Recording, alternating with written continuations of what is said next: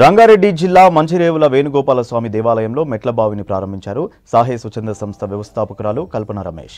హైదరాబాద్ నగర చరిత్ర, కళా వైభవం, పురావస్తు నిర్మాణాలను పునరుద్ధరించడంలో కృషి చేస్తామన్నారు.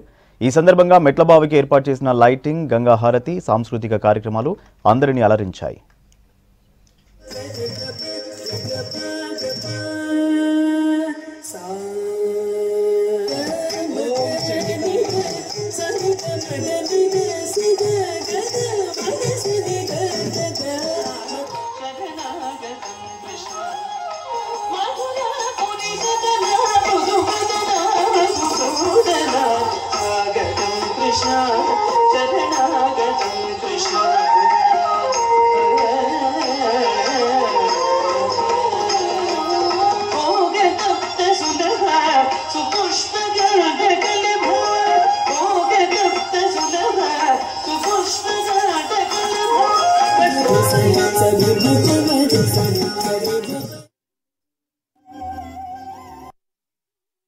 బావిలని మనం తెరిపించుకుంటే చాలా మంచిది. రేపు పొద్దున మన పిల్లలకి అరే ఈ బావి ఉంది, ఈ బావిలో నీళ్ళు ఎంత ముఖ్యమో తెలుస్తుంది. ఇప్పట్లో నీళ్ళు అనేది మనం చాలా వేస్ట్ చేస్తున్నాం.